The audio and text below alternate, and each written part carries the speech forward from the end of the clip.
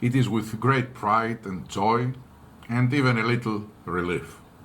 But I can say that our request for emergency use authorization for our COVID-19 vaccine is now in the FDA's hands. This is a historic day, an historic day for science and for all of us. It took just 248 days to get from the day we announced our plans to collaborate with BioNTech to our FDA submission date. We have operated at extraordinary speed in our clinical development program, from concept to regulatory filing, while always maintaining our focus on safety. So many things went into making this happen. Advances in technology, tremendous collaboration, thousands of courageous trial volunteers around the world, and of course, the purpose-driven colleagues at both companies. Today, we were able to submit a very robust dataset that we believe meets and in many cases exceeds the FDA's high standards.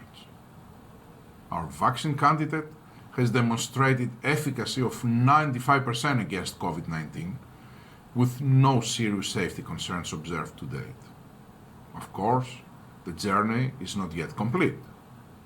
In addition to today's submissions to the FDA, we have already initiated rolling submissions in Australia, Canada, Europe, Japan, and the UK, and we plan to submit immediately to other regulatory authorities around the world.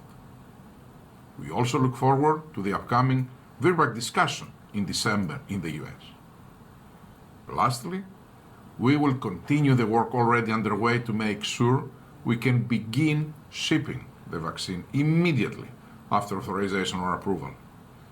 Based on current projections, we expect to produce globally up to 50 million doses in 2020 and up to 1.3 billion doses by the end of 2021.